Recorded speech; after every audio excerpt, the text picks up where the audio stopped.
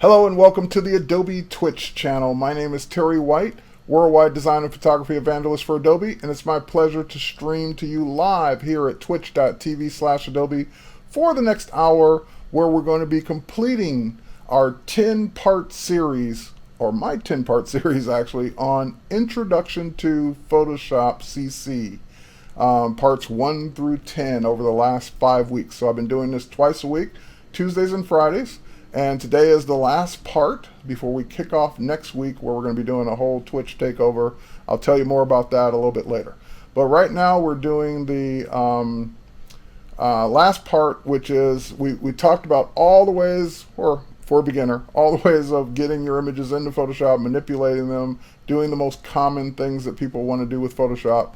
And of course, there's no way to cover it all, even in 10 parts. But now the most important part, and it's the thing that beginners sometimes struggle with, is, well, they're asking me for a specific file size, or I want to post this as my profile picture, and it says it has to be a certain resolution, or not too big, not too small. Or I want to email it, and the email won't take this 30 megabyte file. So those are all the things that beginners run into. Some of the things that beginners run into that we want to cover.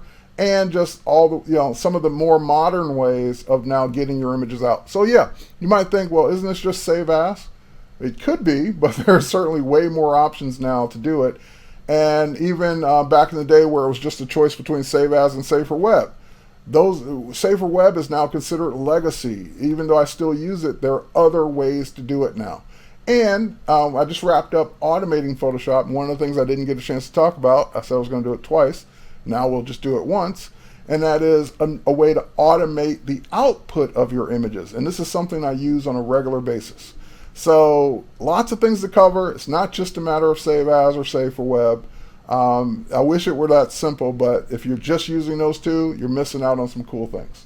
So with that said, thanks for joining me live. And if you are watching the replay, this is from a live broadcast, which happens at 10 a.m. on Eastern on Tuesdays and Fridays, here at twitch.tv/Adobe.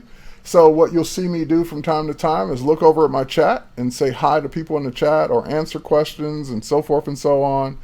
And if you want to join in on that, then I encourage you to head over to twitch.tv/Adobe, create an account where you will be able to interact with the chat as well. So with that said, let me switch over to my desktop here so you guys will be able to see what I'm doing. And now that I'm on the desktop, we'll go ahead and talk about the most common ways that people will want to get, or easiest ways for people that want to get their images out of Photoshop to other things. So first, let's go ahead and start with an image. I'm going to go ahead and open up one from Adobe Stock. This is an image that I did license, as we can see with the blue check mark. Let's go ahead and double click on that. Let's see, did I double click on it? There we go, it's opening. All right, and Adobe Stock images are, you can download them as previews, or you can actually go ahead and license them either one at a time or with a plan. So I've got this Adobe Stock image open. I've licensed it. There's no watermark. I'm looking at the high-res version. I can now start to figure out how I want to get this out. Now, in the last episode, part 9, we spent time talking about the crop tool, because cropping is also an important factor in getting the image to be the right size / dimensions to get it out. So you may need to crop or resize the image first before you think about outputting it. And what I mean by that is, if you're trying to fit it in a certain space, or placeholder, or banner image, or whatever it is you're trying to get it out for, it may be better to get it prepped first in Photoshop before you even bother trying to get it out. All right, so in that case, we'll just revisit it real quick. You have the crop tool, which is just by hitting the letter C on your keyboard. It's like the 5th tool down here in Photoshop. That'll take you to the crop tool. And the crop tool has an option to not delete the crop pixels. So I saw a question that kept coming up. I didn't notice it till after the stream was over last week. Someone kept saying, Does that change the resolution? And I'm sorry if I missed your question. You asked it like 4 times, whoever you were, last week. And I'm sorry I didn't see it at the time to answer it. But the answer to your question is yes and no. It depends on what you're doing. If I crop and I throw away pixels and I choose a specific resolution, yes, I am changing the resolution of that image. If I don't change the resolution, meaning I don't use width, height, and resolution, then it could be resizing the image but keeping the resolution, meaning instead of an image that's 10 inches wide, that's 72 pixels per inch, it's now 5 inches wide at 144 pixels per inch. So the same resolution is in the image, it just got smaller. So the answer to your question, person that asked me that last week, if you're still here, yes and no. It's up to you to choose whether or not you're going to change the resolution. So let's say that I want to get this image ready for video. And we'll use the example we used last time. We'll make it 1920 by 1080 at 72 pixels per inch. And since I've got this image as an Adobe stock image anyway, I can always get back to it. I can go ahead and throw away those pixels because this is going to be a copy. I'm not changing my original. I'm not going to save it and replace that one. So now that I've got that crop rectangle, I can now choose to recompose the image for whatever is most important for me to see in the image. Now in this case, the sky is kind of completely blown out, so it really depends on what you want, but typically in a landscape you want to see some foreground, midground, and background. So in this case it kind of is what it is. Since the sky is less interesting, I'll bring it down and maybe crop it to where we see less of the sky and more of the water. But once I click OK, in this case, notice the image got smaller. Yes, I did throw away data once I save it. That data is gone. And because I also told it to delete crop pixels, those pixels are gone. So there's no way, if I do save this out as a separate file, to open it back up and uncrop it. But I do have the original still in the library. All right, so let's go ahead. Now I can go ahead and zoom back up. That's the less than fit in window size. We'll zoom it down just a little bit. And so now let's talk about saving this. So how do I get this out of Photoshop to save it to use inside of a video? Well, then I got to know what format my video can handle, my video program can handle. If I'm using a video editor like Premiere Pro, it can handle just about anything except RAW files. RAW files are typically only going to work inside applications like Photoshop and Lightroom, so they don't work in InDesign. I don't even think they work in Illustrator. They don't work in video apps. But since this is a JPEG, this is a JPEG, I can either save it as a JPEG, a PNG, or anything else. When would I pick one versus the other? So if I'm saving this out, let's just simply do a save as. If I'm going to save this out now, why would I care one way or the other? Is JPEG okay? Should I use a PNG? Should I use something else?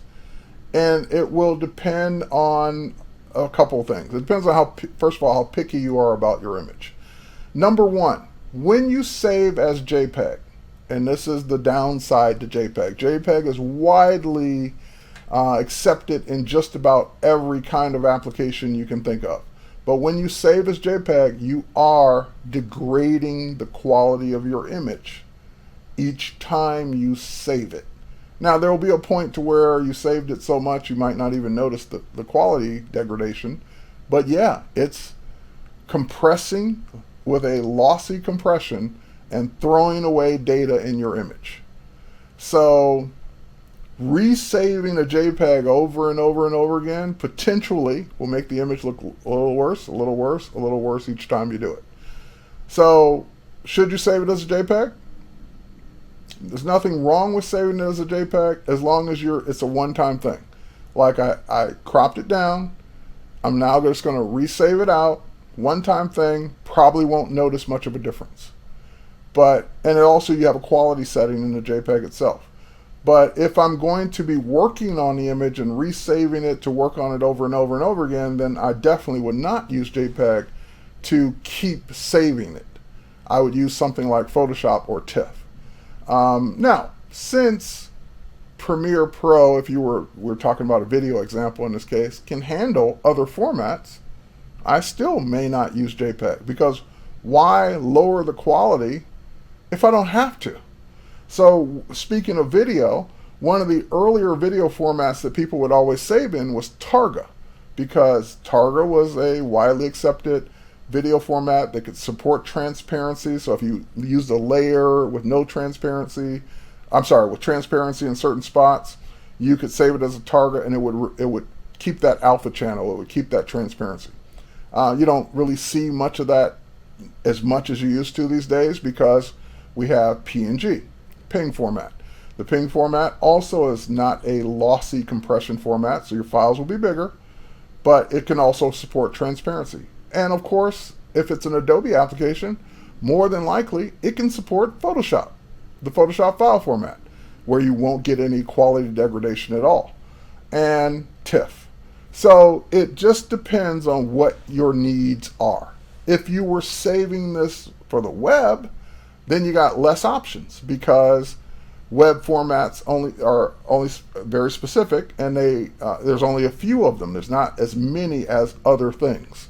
So depends on what you're going to do. Since we said this was for video, what would I do? I would first think, what's my video editor? Premiere Pro? No problem. I could save this as a Photoshop file and bring it right into Premiere Pro, and I'm not going to lose any quality. If I'm giving it to someone else to use in something else that I don't know what they're going to use it in, then I probably would either save it as a PNG or a JPEG.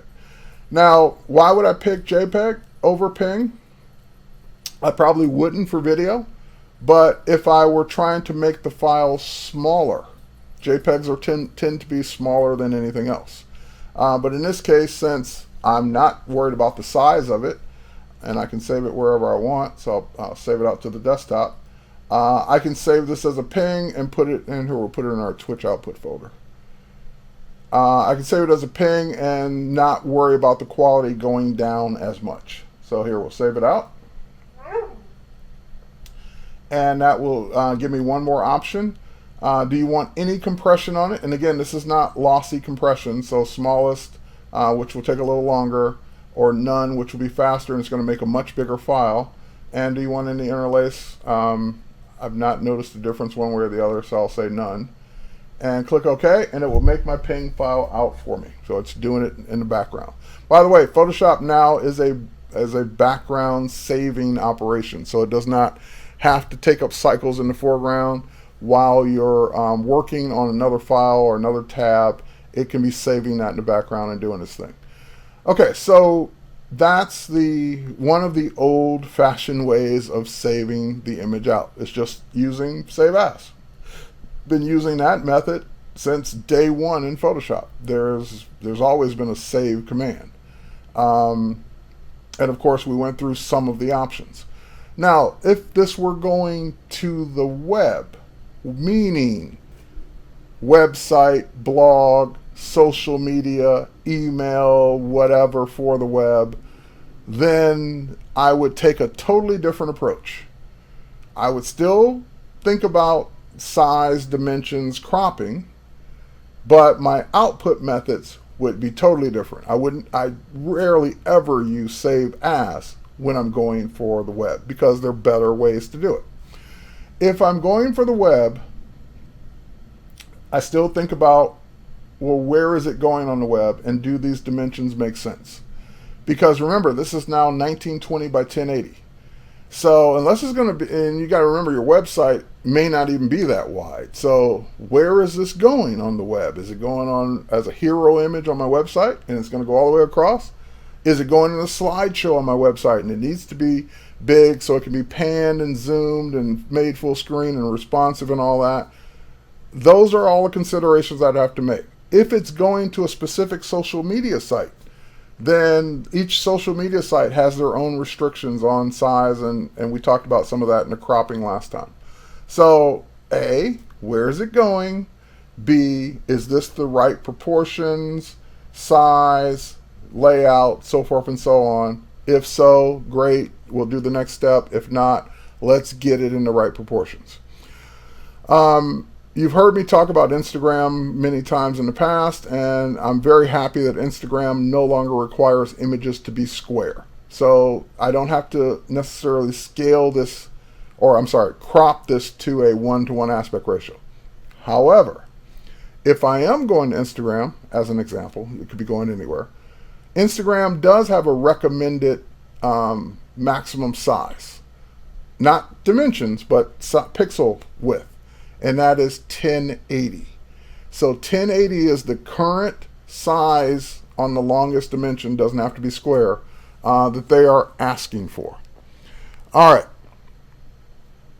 So if I want to make this 1080, now my choice is, do I want to resize the image to be 1080? Or do I want to resize just the output to be 1080? Because I don't have to resize my image, I just have to resize the output. So keep that in mind. All right, so the older way I would have done this, prior to a couple of years ago, would have been export, and now it's been, by the way, it's been moved. It used to be right here under Save As, but it's been moved to the export menu. And notice it's called Save for Web Legacy. Luckily, it still has a keyboard shortcut. So I'm just hitting Command Option Shift S to get to it every time. But this is where it's located. So if I do Save for Web, which is Legacy, and what that means is that the Photoshop team is trying to give you better options, and you're going to see some better options in a minute. But we realize that people still use this, so we're saying Legacy, like, start moving away from this as we give you better options, because this may not be here forever. It may be forever, but it may not be here forever. So it's a legacy feature. It's subject to not exist in some future version of Photoshop. But for now, since people really use it, and we haven't totally replaced everything it does with other options, it's here. So in this case, notice what it says as far as image size. 1920 by 1080. Because that's the size we physically cropped it to.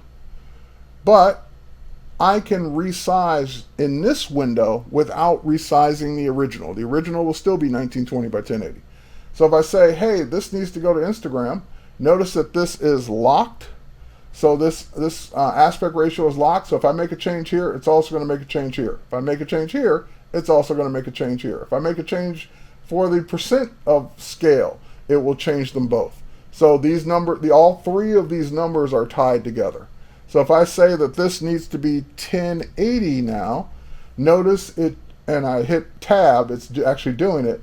Notice it scaled it down to 56.25%, and it changed the height as well, because you don't want your image stretched. So it scaled the entire image down, keeping the aspect ratio the same. And now, even though this image is not square, I'm making it the maximum size that Instagram cares about. Anything over that, Instagram's not using anyway, so might as well only give them the size that we need. So 1080 is the new size that this output will be. And again, I get to choose what method or what format I want. And notice I only have a few, because this is Save for Web, not Save for Video, not Save for anything else, not print. This is for web. So it gives me GIF, JPEG, PNG, PNG8, PNG24, and Windows bitmap, WBMP. So you choose whichever one you want. I haven't used Windows bitmap in God knows when. I almost forgot what that stood for. But anyway, JPEG or PNG usually is what I would use, because GIF is only up to 256 colors. So GIF is not for photorealistic images, because it just will not look as good as JPEG or PNG. GIF is good for animation, animated GIFs, or logos or things like that that are only one color or two colors. But otherwise, stick to JPEG or PNG. So same thing, you make the same choice. Well, do you want it to be JPEG? It's only going to resize it down this one time, and you have a quality setting.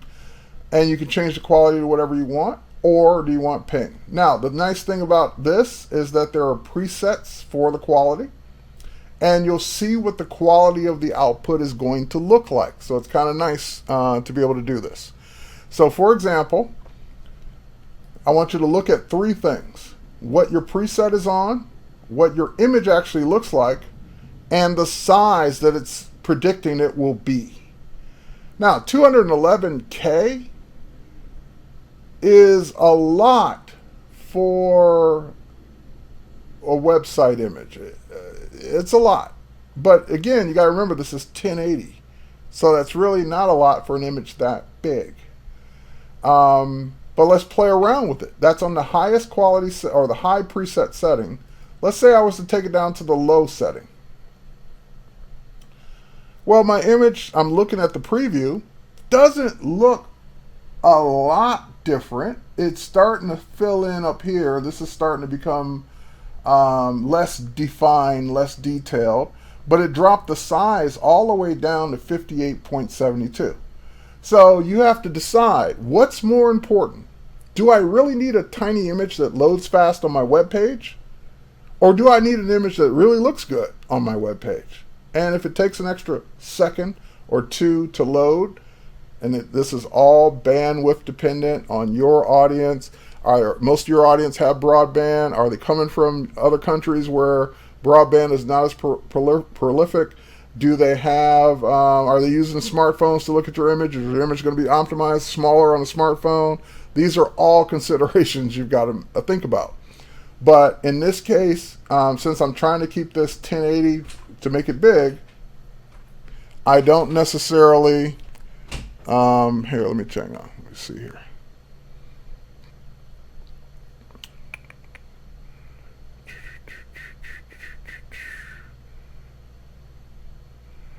All right, hold on a sec.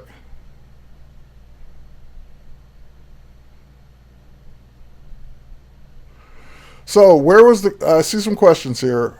Where was the cliff photo taken? It's a stock image. I didn't take it. So it looks like it's called Lakeshore Cliff in the fog. So I don't know where this was.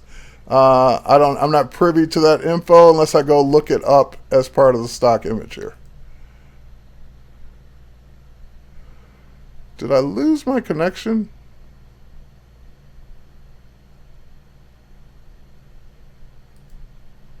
All right, hang on a second.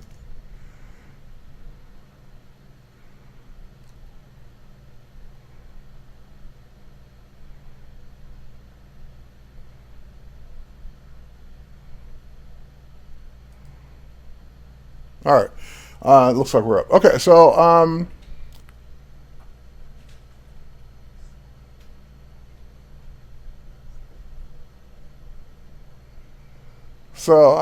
getting a note from one of my producers here. What am I missing? All right.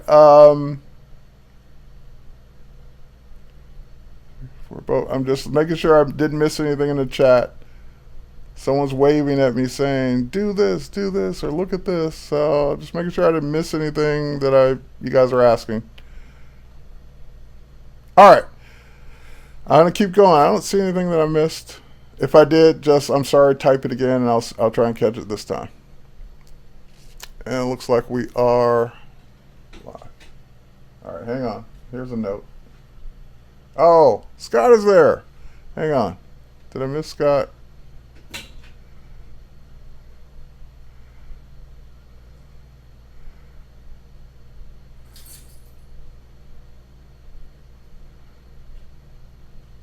All right, I'm not seeing him here, but looks like one of my friends joined the chat, and I just wanted to give him a shout out, but I don't see him. So Scott Kelby was in the chat. If he's still here, hey Scott, what's up? I'm not seeing it, but I heard you were here. All right, anyway, on to our story. Sorry for that break. So as I was saying, you have to decide what's more important, the quality or the size of the image. So you've got presets that will help you out with that. And hang on, not this. We want to go from low to medium to high, very high, maximum. I tend to, for photography, go high or higher. So when I go high, I can already see the detail came back in the trees, much better. Bigger image. And if I go very high, I'm not seeing that much of a difference, but the size jumped up quite a bit. If I go maximum, Again, diminishing returns. I'm not seeing that big of a difference to justify the size now being almost 3 times the size. So in this case, let's go to medium. Now medium, definitely better than low, half the size of high, but nowhere near as good as, well, actually, I take that back. Almost as good as high. So that would be one I might sacrifice to drop the size down a bit. Here, let me go back to medium. Oh, hang on. Go back to medium one more time. Yeah. See, I'm not really seeing enough of a difference to where if I needed it to be smaller, where I would choose high. Medium looks pretty good. But in this case, since size is not an issue, Instagram's going to optimize it anyway, I'll leave it on high. So that will give me the size I need at 1080 with the quality I want as a JPEG. And again, I just want to show you one more thing. If I switch the preset from JPEG to, let's say, ping 8, so we'll let it switch. The colors look a little shifted a little bit. The quality looks better. The size got much bigger. And ping 24 is going to look even better, but the size is going to be crazy. Watch what happens at ping 24. Ping 24, the color is back more down to normal, but look at the size. 1.24 megabytes versus 211K. So ping, yeah, it's not compressing, losing data, but it is bigger. So in this case, we want to go back to JPEG. Actually, we want to go back to JPEG high, and that will become our preset for this, and it's a happy medium. I can still see the detail in the trees. And you can zoom in on this, by the way. So if there's really an area you're trying to look at, you can say, okay, is that area better, or see, that's not enough. That's not enough of a difference to justify the size of the image. So high looks good enough, and you got to remember, people aren't going to be looking at it at 200% anyway. They're going to be looking at it at 100%. So at this point, we'll go ahead and save it. We'll choose where to save it. Oh, I see you now, buddy. I see you in green. Hey, Scott Kelby, what's up? That was weird. I didn't see you on this other chat window. So let me grab this one. So it's going to ask me, where do I want to save it? I'll put it in the same Twitch output folder. And this one's now a JPEG, so it won't overwrite the ping. And we'll go ahead and say save. All right, so that image will get output. And now we've got our we're back to our 1080 image, our 1920 by 1080. It did not change the size of this at all. That was just for the output. Now, like I said, so save as, we talked about those options. We talked about save for web. What's next? Those are what we call, kind of legacy day one features. Those have been around for years. What can we do now? What's different?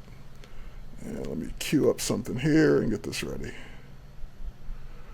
So what's different is you've got newer options in CC. So under your file menu, the reason that export is kind of moving over here and being called legacy is to make room for the new export as and quick export. So quick export and export as are brand new features in CC, meaning that these didn't exist in the older versions of CS.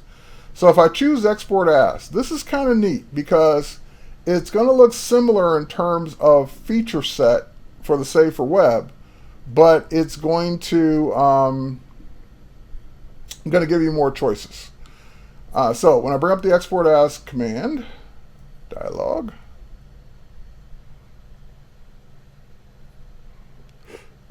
and hang on for a minute, I'm kind of going to rearrange my chat window while we're waiting for that. There we go.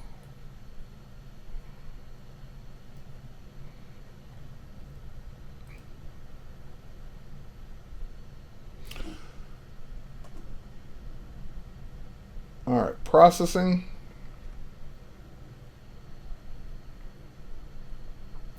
And while we're waiting for it just to build a display. So you notice that there's a a separate setting over here for scale all. We'll get to that in a second. And then you've got your file settings here where it's trying to render this as a ping at 1920, and you got your image size, you got canvas size, metadata, and these are kind of the same options we saw in Save for Web. So what's different? So first and foremost is I can choose a file format just like we did before, and I get an extra, so Windows bitmap, not here, because frankly, no one's really using that anymore.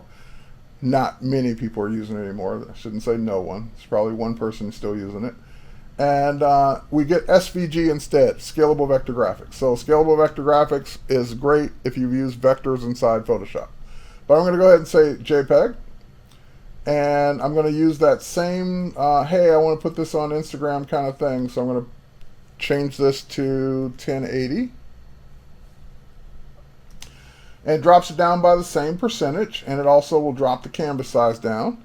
And it dropped the preview down.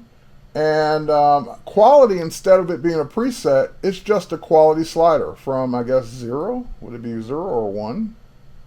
I'm curious.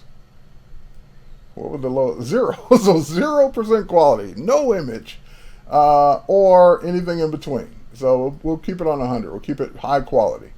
And over here on the left, this is where it gets interesting. Because unlike Save for Web, this lets me output multiple versions of that file. So for example, right now it's just going to do a 1x. Hang on, I got a question. This is 2 questions. Is this the real source quality? I don't know what you mean by real source quality.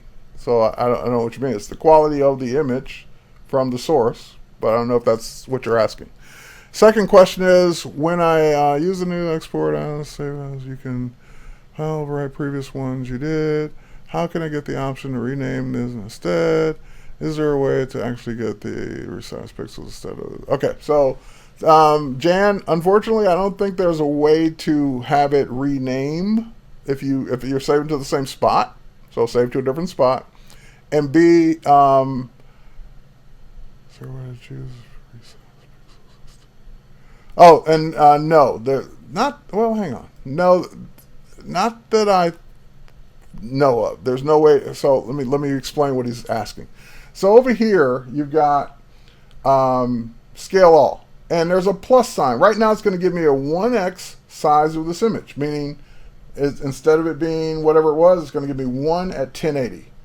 Well, if you're doing output for websites or web generation, especially now with all the high DPI / retina displays, typically your web designs are at least 1x and 2x, meaning you're making an image that's the original size and you're making one that's twice as big for high DPI displays. So now you could go in and click a plus sign, and that will then let you choose your output for your second file. So if I said give me the second file at 2x, it will then give me a second file with the name of whatever the file is at 2x in the name, so I know which one's which. And I could keep going. So what Jan's asking is, okay, herp derp, I'll try to do that. Let's see your computer. I mean, I see the stream, your computer with the best. I mean the stream. Okay, so try in the little gear icon while you're watching a stream to change the quality setting there. You can change it to, I see what you're saying now, by source. Yes, source, now I get it. Source should be the actual quality of the stream. I get it now. But yes, that's what, to answer your question, should be. All right, so anyway, let's go in and talk about this. So what the question that Jan was asking was, can I, instead of changing this to 1x, 2x, can I put in a dimension for this, which would be a nice feature. I would love to be able to say, give me one at 1080, give me one at 650 for my blog. But no, it does not do it that way. The other thing that I think you asked was, or someone else asked, can I explain the resolutions in relation to the pixel quality? Well, there's quality, not necessarily pixel quality. So the resolution is the resolution, meaning, well, it depends on what you're asking. So image size, let's start with that. means I'm going to get a 1080 image no matter what, 1080 pixels wide.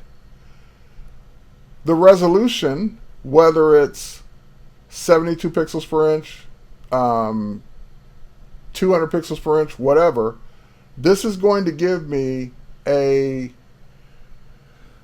I see what you're asking now, because I'm trying to see how can I explain this. This is, in the Save for Web, it's going to always make it 72 pixels per inch. This, I believe, is doing the same thing. I have to verify that. I think that's my guess.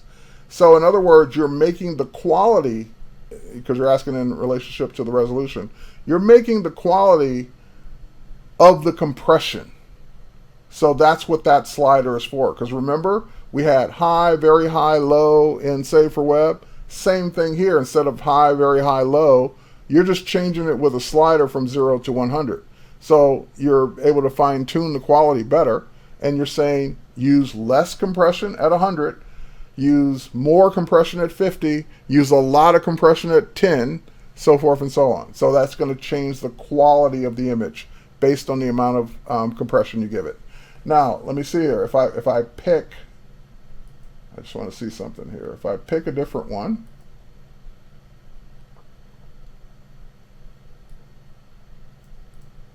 hang on for a second. See, I don't get that slider when I pick ping, because ping isn't compressing the file. So that's the difference. Ping is saying, hey, I'm giving you this at 1080 at the best possible quality I can give you, whereas JPEG, you're always making a quality setting choice, whether it's the Save for Web presets or whether it's the Save As. You're still picking a number from 0 to 10, or here you're picking a number from 0 to 100. It's always the amount of compression when you're doing a JPEG. So hopefully that answers your question there. All right, at this point, so now I'm going to, instead of get one image, I'm going to get two.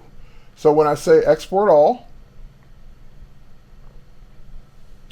it's going to probably pop up and ask me where, because it doesn't know where I want them saved. And I did this earlier to this folder, actually not that folder, so we'll do it to this folder.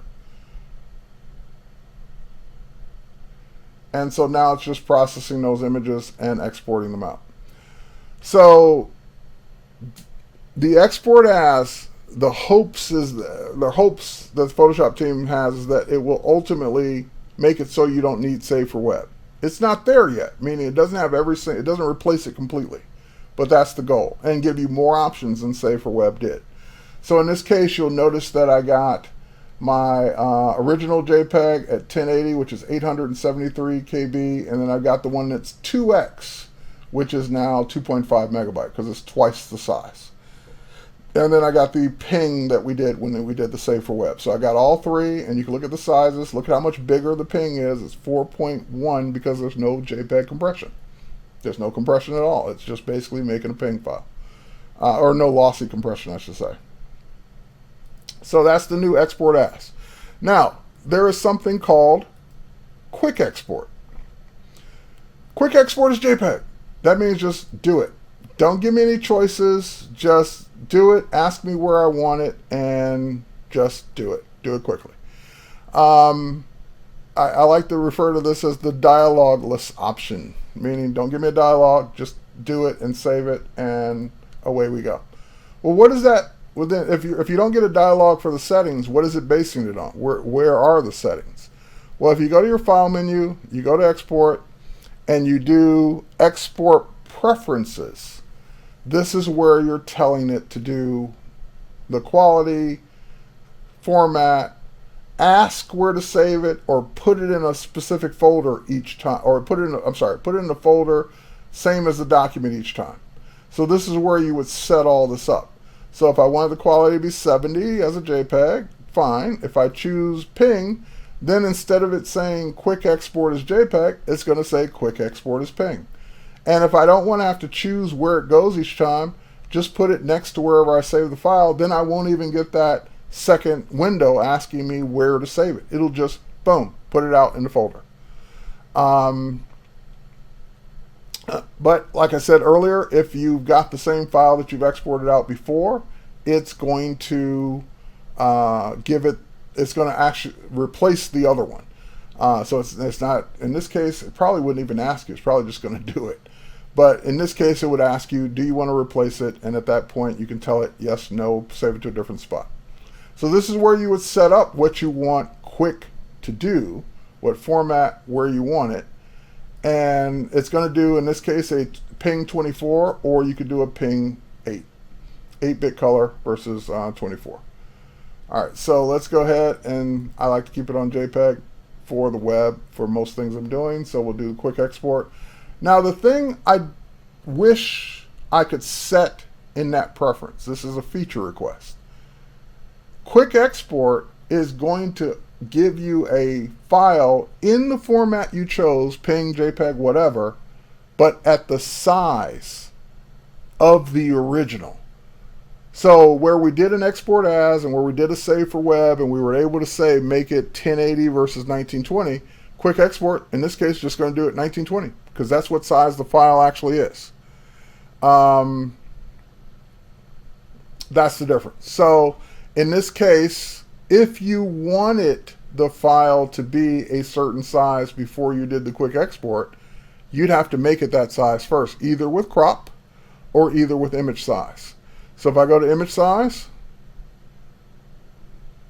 and I go here and I say, no, no, no, don't make it 1920, make it 1080, then that's going to size it down, and that is a loss, meaning you're throwing away that data. You're making this now 1080. Now when I do the quick export, it would be at 1080 or 650 or whatever I size this down to. So that's the downside. I wish for my quick exports I could set a longest dimension, and then I would use quick export all the time. But because I don't want to size my image first, this is what I'm using most of the time until we get more options. I'm using Save for Web. Because in Save for Web, no matter what the original is, I can make this whatever I want it to be. So if I need this to go on my blog, the longest width on my blog is 650. I just go 650, tab out of it, make it JPEG high, and save. And tell it where to save it. So it depends on what you want to do. Tip: use file export as, or right click on a layer for faster export as assets. And you're right, yeah, you can do it that way, and it is faster, but then you'd have to make sure your images are the right size before you do it. And what they're referring to here is that there is a right click, quick export as JPEG, and export as on the layer itself as well. So if you didn't want to do it from the menu, you just right click on the layer and export out. And that's also nice. And that, by the way, I should mention that that's a nice option that we don't even have for Save for Web. And this is what I mean by that. Here's a bonus tip. Let's say that we brought this image in.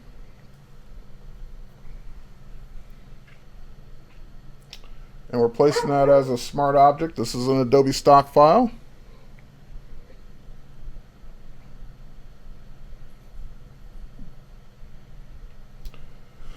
All right, we have our robot here. We'll go ahead and bring that in. Now, since I had already sized the image down, this is also down to 1080 as well because it's no bigger than the canvas. But now that I've got this in here, if I just wanted that layer exported out, then I can right click, hang on, wrong way, and export, quick export as JPEG. So let's see what happens. I don't know if that's going to do it for the layer or for the file. I think it's going to do it for the layer. Yeah, robot woman on the floor. So it's doing just that one, I believe. So let's go ahead and export that out. And if we were to go look at it here in the Finder, yep, there she is.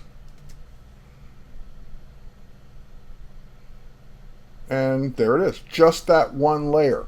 So that's a pretty cool option, is that I get to, for the first time, not have to turn layers on and off to export a look and feel that I want. If I just want that one layer out as a file, right click, export as, done.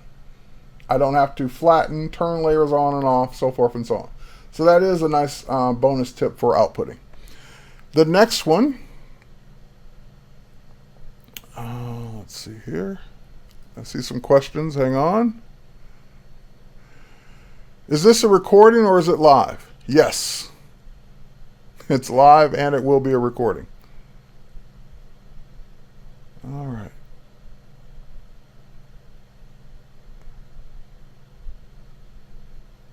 Just checking here, making sure.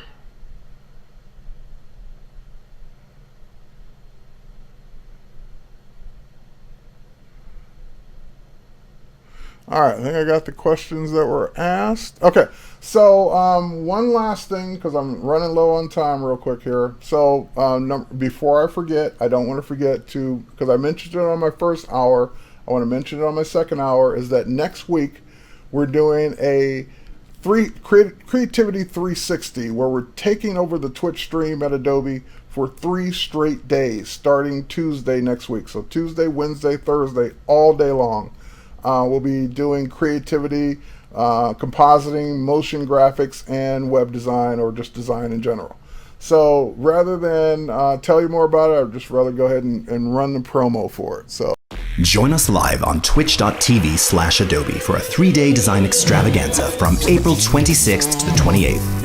Photoshop Hall of Fame Award winner Corey Barker will be creating incredible images and effects with Photoshop.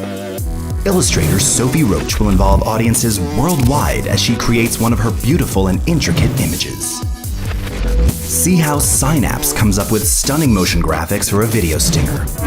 Follow us on Twitch and learn from these masters and other special guests at the first Creativity 360 on April 26th, 27th, and 28th, only at twitch.tv/Adobe. all right, there we go. So that is what we're doing next week. We're doing the Creativity 360, 3 straight days. Join us here starting Tuesday on twitch.tv/Adobe, and you guys will be able to take part in it, win prizes, the whole 9 yards. It'll even be some homework, I think, for you guys to be able to do. Okay, so last but not least, we've got 7 minutes left before Beetlejuice is up next. I'm going to talk about one of my favorite fairly new features inside of Photoshop for outputting your images, and it's called Image Generator. So with that said, let's go ahead, and I'm going to go ahead and close this one. We don't need this one anymore. And I'm going to go ahead and open up, I think I've got it here in the recents. Now this is a fairly complicated Photoshop file. I know it might look a little scary to beginners. It's got tons of layers in it. It's a mock-up for a complete long gigantic web page, and even the time it's taken to open it is scaring me. So with that said, maybe I don't want to do this file. It's a big one. And we're waiting.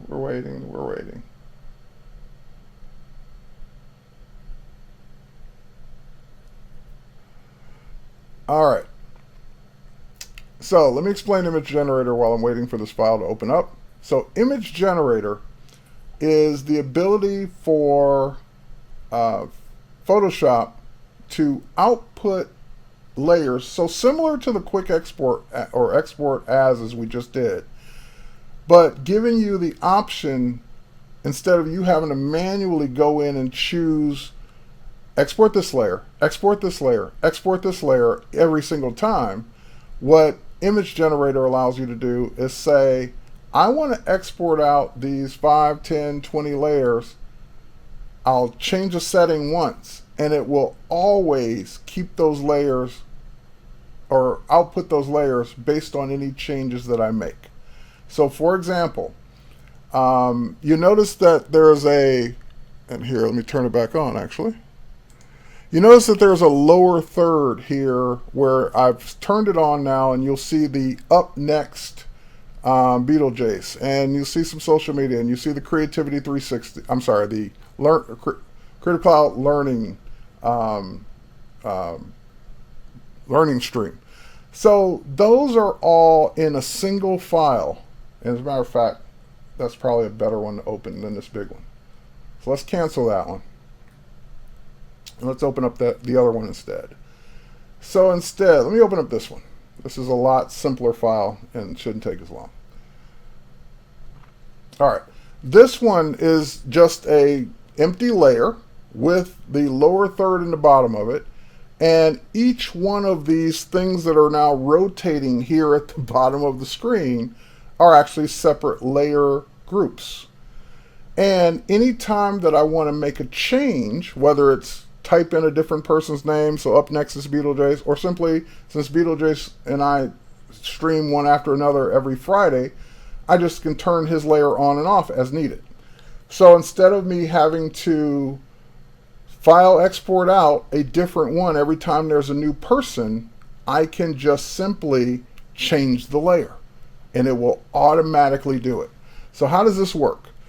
Image Generator is a feature, and it's something you have to turn on file by file. So if you go under your file menu and you go to generate, there'll be a thing there called image assets, and it will be unchecked. There won't be a check there unless you go choose it.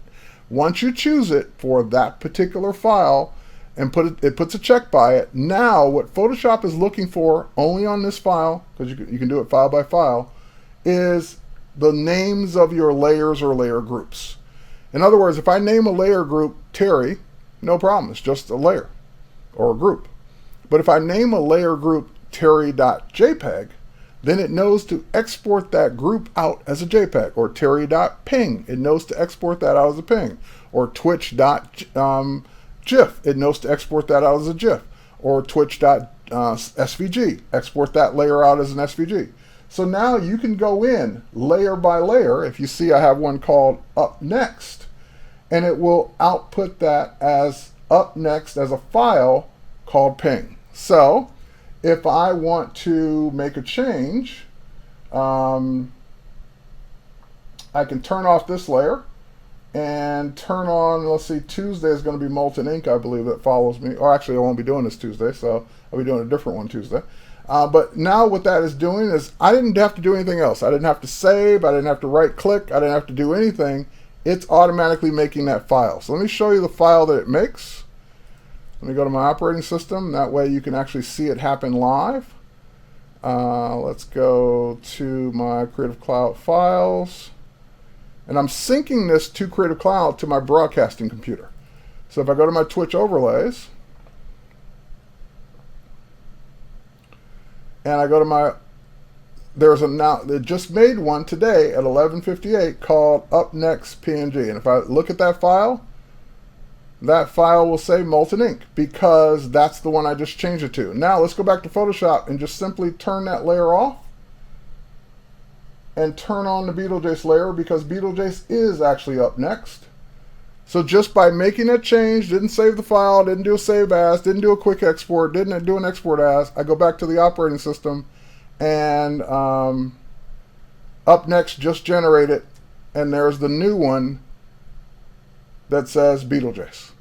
So I use this not just for web output, but for lower thirds, video, web output, images that I'm using for blog posts, anything that I need to quickly be updated based on me making changes, typing in a layer, turning layers on and off, adding effects, anything I make a change to, that would now get output automatically. And if I'm outputting it to Creative Cloud folder, syncing to my other computer that's actually running this broadcast. So with that said, Generator is the way to go. I'm out of time. Thanks for watching. Up next is Beetlejuice. If you're watching the video on demand, thanks for watching the replay. And we'll catch you next week at Creativity 360 on Tuesday, where all of us will be in San Francisco broadcasting live. So take care, guys. We'll catch you on the next one.